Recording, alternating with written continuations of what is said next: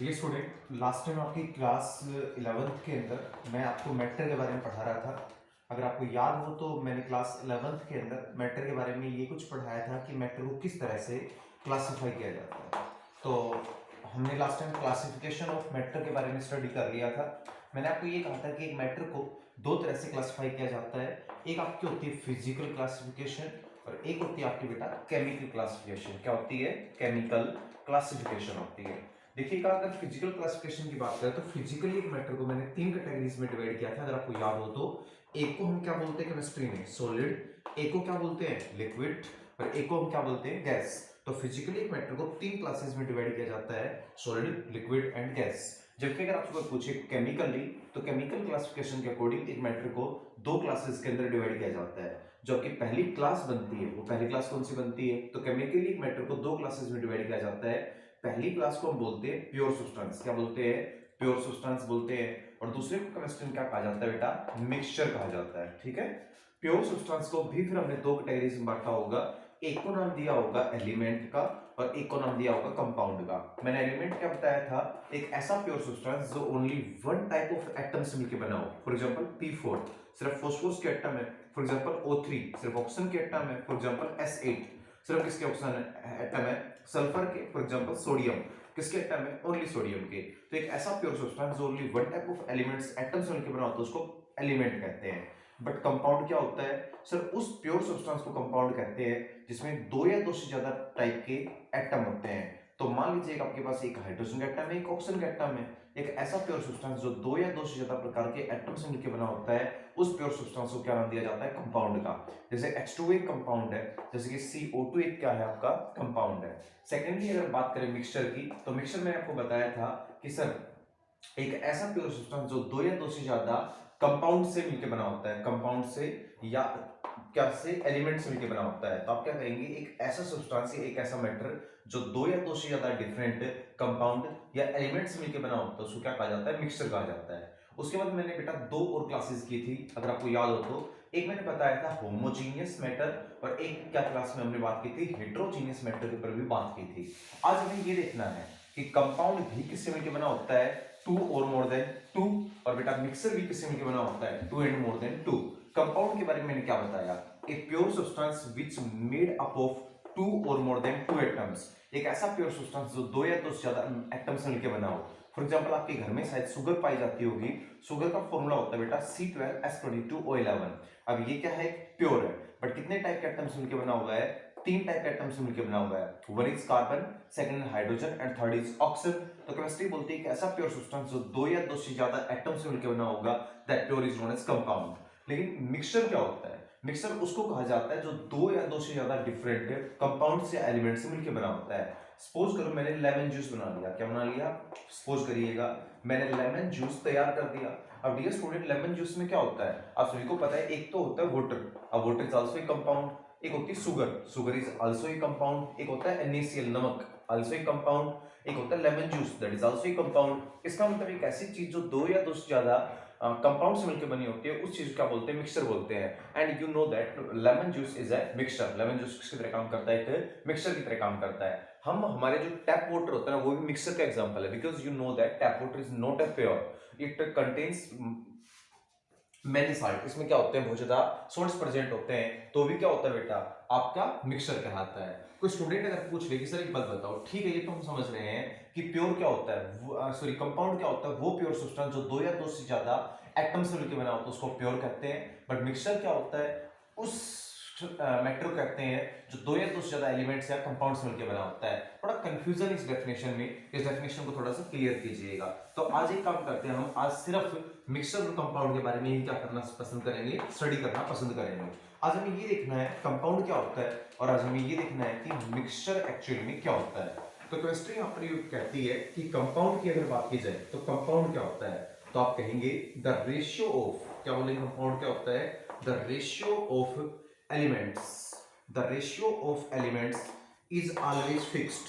Compound के अंदर जो एलिमेंट्स का रेशियो होता है वो हमेशा क्या माना जाता है? फिक्स्ड माना जाता है। लेकिन मिक्सचर के अंदर नॉट फिक्स्ड रेशियो। मिक्सचर के अंदर जो रेशियो होता है ना, वो क्या नहीं रखा जाता? फिक्स नहीं रखा जाता है। क्या मतलब है इस चीज का? बेटा अगर आप वाटर एक कंपाउंड है, चाहे आप इंडिया का वाटर यूज कीजिएगा, चाहे पाकिस्तान का यूज कीजिएगा, चाहे लंदन का यूज कीजिएगा, चाहे अरेबियन सी का यूज कीजिएगा, हर जगह के वाटर के अंदर जब चेक करेंगे तो एक हाइड्रोजन का मास एक, दो का मास होता है 2, एक ऑक्सीजन का मास होता है 16, काटिंग रेशियो कितना आएगा 1:8 आएगा। अब पूरी दुनिया में से कहीं से भी वाटर उठा लेना, रेशियो में से क्या रहेगा 1:8 ही रहेगा। तो एक ऐसा प्योर सब्सटेंस जिसके एलिमेंट्स के मास का रेशियो ऑलवेज क्या हो, फिक्स्ड हो, रेशियो क्या ना हो, चेंज ना हो, उसका कहा जाता है कंपाउंड कहा जाता है। चलो CO2 की बात करते हैं। डियर स्टूडेंट, एक कार्बन का मास होता है 12, एक ऑक्सीजन का मास कितना होता है 16, तो दो का कितना हो जाएगा 32, 12 को 32 डिवाइड करेंगे कितना आ जाएगा 3:8 आ जाएगा। अब आप एक काम करिएगा, आप वुड को बर्न करेंगे, कौन सी गैस निकलती है CO2, चलो उसमें रेशियो निकालो 3:8 आएगा। हम रेस्पिरेशन सिस्टम के अंदर CO2 गैस को रिलीज करते हैं, उसका रेशियो निकालेगा, कितना रेशियो आएगा 3:8 आएगा। सर आप हम क्या करते हैं, calcium carbonate that is limestone को जब हीट करते हैं तो टूट जाता है कैल्शियम ऑक्साइड प्लस CO2 में, इस CO2 का रेशियो निकालेगा, फिर वो कितना आएगा 3:8 आएगा। अगर हर जगह रेशियो क्या आ रहा है सेम आ रहा है, that is known as a compound. तो कंपाउंड क्या होता है सर, कंपाउंड उस प्योर सब्सटेंस को कहा जाता है जिसके एलिमेंट्स का रेशियो हमेशा क्या हो, फिक्स्ड हो। तो जिसके एलिमेंट्स का रेशियो फिक्स्ड होता है उसको क्या कहा जाता है, कंपाउंड कहा जाता है। लेकिन मिक्सचर क्या होता है, केमिस्ट्री बोलती है मिक्सचर के अंदर रेशियो फिक्स नहीं होता। जैसे कि फॉर एग्जांपल मैं अगर आपके घर पे आ जाऊं होमवर्क चेक करने के लिए, तो डियर स्टूडेंट आप मान लो लेमन जूस बनाओ, तो लेमन जूस बनाओगे तो क्या फिक्स्ड है कि हर घर में इक्वल अमाउंट में ही वाटर यूज होता है, इक्वल अमाउंट में ही शुगर यूज होती है, इक्वल अमाउंट में सोल्ट यूज होता है। किसी के घर पे हो सकता है शुगर ज्यादा डालना पसंद करते होंगे, किसी घर पे लेमन ज्यादा डालना पसंद करते होंगे, और किसी के घर पे हो सकता है सोल्ट ज्यादा मात्रा में डालना पसंद करते होंगे। तो ऐसा नहीं है कि किसी बुक में नहीं लिखा हुआ है कि जब भी लेमन जूस तैयार हो तो एक गिलास वाटर में इतनी शुगर डालनी है, इतना लेमन जूस डालना है और आपको इतना सोल्ट डालना है, ऐसा कुछ नहीं है। वो हमारी क्या करता है बेटा, चॉइस के ऊपर डिपेंड करता है या टेस्ट के ऊपर डिपेंड करता है। तो लेमन जूस के कंपोनेंट्स का क्या रेशियो कभी फिक्स्ड होता है, नहीं होता। आपने कई बार नोट किया होगा कि हम क्या करते हैं, घर पे खाना खाते हैं अलग टेस्ट आता है, हम किसी रिलेटिव के यहाँ चल जाते हैं अलग टेस्ट आता है उसी खाने में, और अगर हम शादी में चले जाए तो उसी सब्जी के अंदर दैट इज पनीर की मान लो सब्जी है, घर में बन रही है बाहर बन रही है, तो उसके अंदर अलग टेस्ट आता है। भाई कारण क्या है, सिंपल सी बात है, कुछ नहीं है, स्पाइसेस का मास का फर्क है। भैया हो सकता है कि शादी के अंदर स्पाइसेस का रेशियो कुछ और यूज कर रहा होगा हलवाई, आपकी मम्मी कुछ और रेशियो यूज कर रही होगी, और आपके जहाँ रिलेटिव में गए हुए रिलेशन में गए हुए हैं वहां कोई और रेशियो यूज हो रहा होगा। इसका मतलब रेशियो अलग अलग आ रहा है। अगर अलग अलग रेशियो आ रहा है तो वहां भी क्या यूज हो रहा है बेटा, मिक्सचर बनने लग रहा है। तो जब हम बनाने वाले एलिमेंट्स का रेशियो फिक्स्ड ना हो, अलग अलग रहे, तो उसको क्या बोलते हैं, मिक्सचर बोलते हैं। और बनाने वाले एलिमेंट्स का रेशियो फिक्स्ड रहे, उसको क्या बोलते हैं, कंपाउंड बोलते हैं। मिक्सचर और कंपाउंड के बारे में सेकंड पॉइंट क्या बोला जाता है, केमिस्ट्री बोलती है not prepared by simple mixing, not prepared by simple mixing, not prepared by simple mixing. Sir इसको सिंपल मिक्सिंग के द्वारा क्या नहीं किया जा सकता, प्रिपेयर नहीं किया जा सकता। कोई सोचे कि मैं हाइड्रोजन गैस को ऑक्सीजन गैस में मिलाऊं और क्या तैयार हो जाए, वाटर तैयार हो जाए, इट्स नॉट पॉसिबल। कोई सोचे मैं कार्बन के अंदर ऑक्सीजन गैस मिलाऊं, CO2 गैस तैयार हो जाए, इट्स नॉट पॉसिबल। मतलब ये सिंपल मिक्सिंग के द्वारा कंपाउंड कभी तैयार नहीं होता। लेकिन आपको पता है मिक्सचर बनाना है, मिक्सचर का मतलब अगर आपको लेमन जूस बनाना है, क्या करना है, आपको 4 कंपोनेंट लेने अच्छी तरह से मिक्स करने, मिक्सचर तैयार हो गया। कोई कैसा सैंड प्लस हमें आयरन नेल्स का मिक्सचर बनाना है, क्या करेंगे, सैंड लेंगे, आयरन नेल्स लेंगे, मिक्स करेंगे, मिक्सचर तैयार हो जाएगा। तो मिक्सर बनाने के लिए कोई क्या नहीं करने की जरूरत नहीं होती, स्पेशल मेथड यूज करने की रिक्वायरमेंट नहीं होती, सिंपल मिक्सिंग के द्वारा मिक्सर तैयार हो जाता है। तो सेकंड डिफरेंस आपने क्या देखा कि सर मिक्सर है वो किसके द्वारा प्रिपेयर हो सकता है, सिंपल मिक्सिंग के द्वारा, बट कंपाउंड कभी सिंपल मिक्सिंग के द्वारा प्रिपेयर नहीं होता, क्योंकि एनवायरमेंट में हाइड्रोजन गैस भी है, एनवायरमेंट में ऑक्सीजन गैस भी है, फिर दोनों मिलकर वाटर क्यों नहीं बना देते हैं, ऐसा नहीं हो पाता क्योंकि वहां पर केमिकल रिएक्शन की रिक्वायरमेंट होती है। तो कंपाउंड सिंपल मिक्सिंग के द्वारा प्रिपेयर नहीं होता, बट मिक्सर सिंपल मिक्सिंग के द्वारा प्रिपेयर हो जाता है। थर्ड पॉइंट ये कहा जाता है कि जब भी कंपाउंड बनता है एनर्जी में चेंज होता है, मतलब energy change is observed during the formation of A compound, कि जब भी एक कंपाउंड बनता है एनर्जी में हमेशा क्या देखा जाता है, चेंज देखा जाता है। मतलब आप ये कहेंगे या तो एनर्जी क्या होगी, इंक्रीज, या फिर एनर्जी क्या होगी, डिक्रीज, या तो प्रोसेस कैसी होगी, एक्सोथर्मिक, या प्रोसेस कैसी होगी, एंडोथर्मिक। जब भी कभी कंपाउंड फॉर्मेशन होगा एनर्जी तो रिलीज होगी या एब्जॉर्ब होगी, लेकिन इसकी कोई गारंटी नहीं है कि मिक्सर बनाएंगे तो एनर्जी इंक्रीज या डिक्रीज होगी। मान लो आपके पास कोई एक बॉल है, उसमें मैं कह दूं कि कल आपको एक काम करना है, शुगर प्लस सोल्ट का मिक्सचर बनाना है। मतलब कुछ नहीं करना, बाउल में कुछ शुगर डालनी है, कुछ सोल्ट डालना है, अच्छी तरह से मिक्स कर देना, दैट इज मिक्सचर। क्या जब आपने मिक्स किया शुगर प्लस सोल्ट को, तो क्या उसमें कोई चेंज हुआ? नहीं हुआ। आपकी mummy I think daily mixture बनाती है, रोटियां बनाती होगी, तो रोटियों में 3 कंपोनेंट लेती है। एक तो कंपोनेंट क्या लेती है? वाटर, एक सोल्ट, और एक क्या लेती है? फ्लोर, दैट इज आटा लेती है। जब तीनों कंपोनेंट्स को मिलाती है, क्या एकदम से आटा गर्म हो जाता है या एकदम से ठंडा हो जाता है? नहीं होता होगा ऐसा कुछ भी। इसका मतलब जब भी तुम्हारी मम्मी आटा लगाती है, मिक्सचर तैयार करती है, सिंपल मिक्सिंग के द्वारा आटा लग जाता है, तो वो क्या तैयार होता है? मिक्सचर तैयार होता है। तो मिक्सचर के अंदर नो एनर्जी चेंज, लेकिन कंपाउंड के अंदर एनर्जी के अंदर चेंज ऑब्जर्व किया जाता है। तीसरा पॉइंट की अगर बात करें तो आप ये कह सकते हैं कि जो कंपाउंड होता है ना बेटा, तीसरे के बाद जो आपका फोर्थ डिफरेंस की अगर बात करें तो फोर्थ डिफरेंस ये कहता है कि not separated by not separated by any physical method कि भैया अगर हम कोई फिजिकल मेथड लगाएं तो उसके द्वारा क्या नहीं कर सकते? कंपाउंड के एलिमेंट्स को सेपरेट नहीं कर सकते। कोई अगर आपको ये कहते हैं कि वाटर के अंदर से हाइड्रोजन गैस को अलग करो, ऑक्सीजन गैस को अलग करो, I think it's not easy. मेरे अनुसार ये बहुत आसान नहीं है। हम सिंपल मेथड्स या फिजिकल मेथड्स के द्वारा जो हाँ इनके एलिमेंट्स हैं उनको क्या नहीं कर सकते? नॉट सेपरेट नहीं कर सकते। कोई कहते हैं सर CO2 है, CO2 में से कार्बन को अलग करो, ऑक्सीजन को अलग करो, ऐसे तो फिर पोल्यूशन ही नहीं होता। जितनी भी CO2 गैस है एनवायरनमेंट में, सभी में से ऑक्सीजन गैस को हटा के साइड में कर देते, कार्बन फ्यूल को साइड में कर देते, पोल्यूशन, ग्लोबल वार्मिंग का पूरा मुद्दा ही सॉल्व हो जाता। लेकिन ऐसा नहीं हो पाता, आपको भी पता है ये चीज, क्योंकि वाटर के अंदर से ना तो हाइड्रोजन ऑक्सीजन गैस हम आसानी से अलग कर सकते हैं, और ना ही CO2 के अंदर से कार्बन एंड ऑक्सीजन गैस अलग कर सकते हैं। तो इस CO2 में से अगर ऑक्सीजन गैस बेटा ऐसे सेपरेट हो जाती, तो मेरे अकॉर्डिंग एनवायरनमेंट पोल्यूशन का जो मुद्दा है वो सारा क्या हो जाता? सोल्व हो जाता। तो ऐसा नहीं हो पाता है। लेकिन मिक्सचर के कंपोनेंट्स को अलग किया जा सकता है। मान लो आयरन नेल्स है, किसमें पड़ी हुई है आयरन नेल्स बेटा? सैंड में पड़ी हुई है। आप कैसे अलग करेंगे? With help of magnet. जैसे मैग्नेट घुमाएंगे, सारी आयरन नेल्स तो मैग्नेट की तरफ अट्रैक्ट हो जाएगी, एंड प्योर जो आपकी सैंड है वो रिमेन्स वहां पीछे रह जाएगी। तो इसका मतलब ये हुआ कि एक मिक्सचर के अंदर से कंपोनेंट्स को अलग किया जा सकता है। आपने सुना होगा शुगर सिरप, दैट इज चाशनी बोलते हैं हिंदी में इसको, शुगर सिरप चाशनी। चाशनी के अंदर से चीनी अलग कर सकते हैं ना। आपने भी सुना होगा कि जब शादी वगैरह होती है तो चाशनी बच जाती होगी, तो क्या करते हैं उसको? उसको हम बॉइल करते हैं। तो बॉइलिंग की वजह से सारा का सारा वाटर तो क्या हो जाता है? उड़ के तो हम ये कह सकते हैं कि जो शुगर सिरप के अंदर से शुगर को अलग कर लिया जाता है, वाटर को अलग कर लिया जाता है, and that process is known as fractional distillation. तो आप इस तरह से कह सकते हैं कि कंपाउंड के एलिमेंट्स को सेपरेट नहीं किया जा सकता, बट एक मिक्सचर के एलिमेंट्स को सेपरेट आउट किया जा सकता है। These are the basic difference in between mixture and compound. तो पहला डिफरेंस मैंने क्या बताया कि the ratio of elements is always fixed. अगर वाटर के अंदर हाइड्रोजन ऑक्सीजन का रेशियो 1:8 है तो वो 1:8 रहेगा। मिक्सचर के अंदर रेशियो फिक्स नहीं होता। सर जबकि कंपाउंड बनता है तो एनर्जी में चेंज होता है, मिक्सर बनता है तो एनर्जी में चेंज नहीं होता है। सर कंपाउंड सिंपल मिक्सिंग के द्वारा प्रिपेयर हो जाता है, मिक्सर सिंपल मिक्सिंग के द्वारा प्रिपेयर नहीं हो पाता। सर इसके एलिमेंट्स को सेपरेट आउट करना इजी नहीं है, लेकिन मिक्सर के एलिमेंट्स को सेपरेट आउट किया जा सकता है। ये कंपाउंड और मिक्सर के अंदर बेसिक डिफरेंस की बात थी जो कि मैंने आपको बता दी। अब अगला टॉपिक होता है प्रॉपर्टीज ऑफ ए मैटर। ये सब मैटर कौन कौन सी प्रॉपर्टीज क्या करता है, शो करता है। तो आज हम किसके बारे में पढ़ेंगे? प्रॉपर्टीज ऑफ मैटर के बारे में क्या करेंगे, स्टडी करेंगे कि हमारा जो एक मैटर है ना वो कौन कौन सी प्रॉपर्टी शो करता है। तो यहाँ साइंस और केमिस्ट्री बोलती है कि एक मैटर होता है उसकी 2 प्रॉपर्टीज होती है बेसिकली।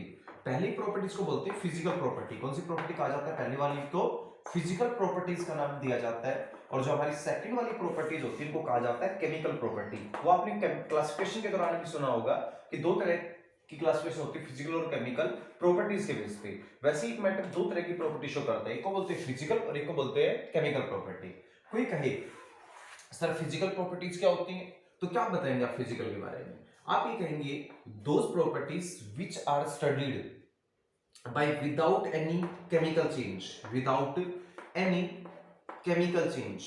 जिन प्रॉपर्टीज को स्टडी करने के लिए किसी केमिकल चेंज की रिक्वायरमेंट नहीं होती उनको क्या कहा जाता है? फिजिकल प्रॉपर्टीज कहा जाता है। मेरे को किसी चीज का मास निकालना है, जैसे ये चौक है, मेरे को इस चौक का मास मेजर करना है। कैसे मेजर करूंगा भैया चौक का मास? सीधी भाषा में बात है, उठाकर वेट बैलेंस पे रख दूंगा। क्या इसके फॉर्मूले में कोई चेंज आया? नहीं आया।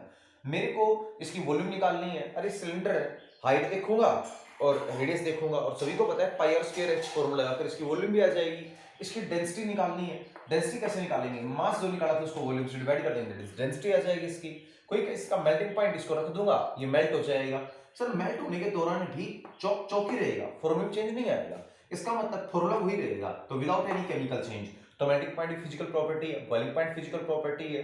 तो ये सारी आपकी क्या होती है, फिजिकल प्रॉपर्टीज होती है जिनमें कोई चेंज नहीं देखा जाता बिना चेंज को। कलर है या कलर कैसा है, आई थिंक फिजिकल प्रॉपर्टी है। स्मेल कैसी आ रही है, आई थिंक फिजिकल प्रॉपर्टी है। तो आप ये कहेंगे mass, volume, density, colour, smell, melting point, boiling point, pH वगैरह सारी क्या कहलाती है बेटा, फिजिकल प्रॉपर्टीज कहलाती हैं। लेकिन एक मिनट के लिए अगर देखा जाए तो केमिकल प्रॉपर्टीज क्या होती हैं? सर जिन प्रॉपर्टीज को स्टडी करने के लिए हमें क्या करना पड़े, विद चेंज स्टडी किया जाए। विद चेंज मतलब क्या कहेंगे, those properties which studied with change.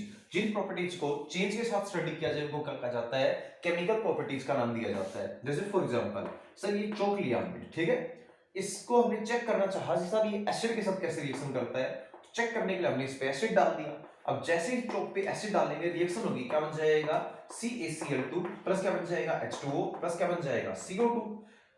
ठीक, हमें पता चल गया कि जब भी चौक पे एसिड डाला जाता है वो कौन सी गैस रिलीज करता है, CO2 गैस रिलीज करता है। लेकिन क्या चौक पीछे बचा, नहीं बचा ना, सारा का सारा चौक क्या हो गया, चेंज हो गया। किसमें चेंज हो गया, CaCl2 plus H2O plus CO2 में। और केमिस्ट्री यहाँ पर बोलती है कि अगर पूरा का पूरा चौक में ही चेंजमेंट आ गया तो केमिस्ट्री में ये क्या है, केमिकल चेंज हो रहा है। चेंज के साथ स्टडी की हमने तो कौन सी प्रॉपर्टी है, केमिकल प्रॉपर्टी।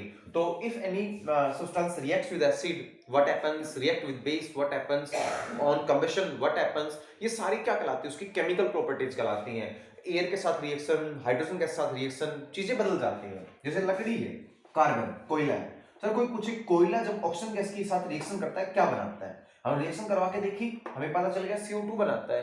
अब कोयला पीछे बचा नहीं, सारा किसमें कन्वर्ट हो गया, चक्कर में CO2 में, मतलब केमिकल चेंज आ गया, फॉर्मूले में बदलाव आ गया।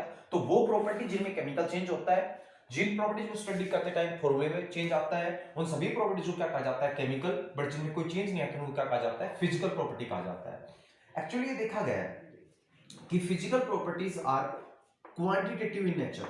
फिजिकल प्रॉपर्टी जो होती है वो क्या होती है, क्वांटिटेटिव नेचर की होती है, क्वांटिटेटिव इन नेचर। अब दो चीज होती है, तो होती है क्वालिटी और एक होती है क्वांटिटी। क्वांटिटी क्या होती है, तो केमिस्ट्री ये बोलती है कि क्वांटिटी का मतलब होता है मात्रात्मक। हिंदी में अगर मैं बात करूं तो हिंदी में मात्रात्मक का मतलब ये होगा कि जिनकी क्वांटिटी होती है उनको बोलते हैं क्वांटिटेटिव प्रॉपर्टीज।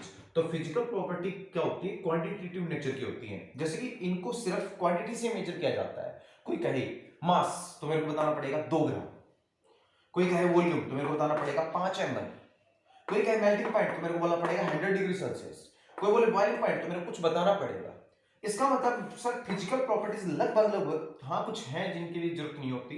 डेंसिटी मेरे को बोलना पड़ेगा 1 ग्राम पर ml, तो 1। इसका मतलब फिजिकल प्रॉपर्टीज को जब भी हम मेजर करते हैं हम एक क्वांटिटी की हेल्प लेते हैं, एक नंबर की हेल्प लेते हैं, एक डिजिट की हेल्प लेते हैं। और जिन प्रॉपर्टीज को मेजरमेंट के लिए क्वांटिटी की हेल्प ली जाती है उन प्रॉपर्टीज को क्या कहा जाता है, क्वांटिटेटिव प्रॉपर्टीज कहा जाता है। तो physical properties, most of the physical properties को मेजर करने के लिए क्वांटिटीज की हेल्प ली जाती है। इस कारण से इनको नेचर में क्या बोला जाता है, क्वांटिटेटिव इन नेचर कहा जाता है। और जब फिजिकल प्रॉपर्टीज क्वांटिटी की हेल्प से मेजर की जाती हैं तो उन फिजिकल प्रॉपर्टीज को पता है क्या बोलते हैं, फिजिकल क्वांटिटीज। क्या बोलते हैं उन प्रॉपर्टीज को, फिजिकल क्वांटिटीज बोलते हैं, ठीक है।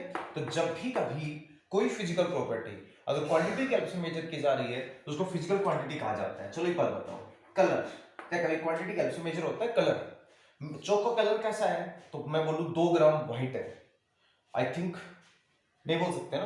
तो कलर को हम कभी भी, स्मेल क्या बोलोगे आप, 5 स्मेल है, 10 स्मेल है, क्या बोलोगे, कोई कुछ नहीं बोल सकते।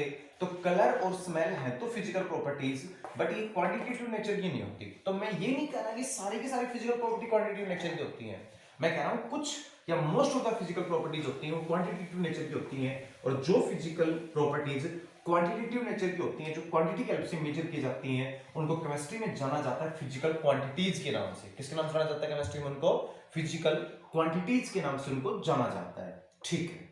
लेकिन अब फिजिकल क्वांटिटीज या वो फिजिकल प्रॉपर्टी जो क्वांटिटी के हेल्प से मेजर की जाती हैं, उनको मेजर करने के लिए दो चीजों की जरूरत होती है बेटा। एक तो जरूरत होती है नंबर की, और एक याद रखना जरूरत होती है यूनिट की। किस जरूरत होती है, यूनिट की। जैसे फॉर एग्जांपल अगर आपको मास मेजर करना है तो आप बोलोगे 2 ग्राम।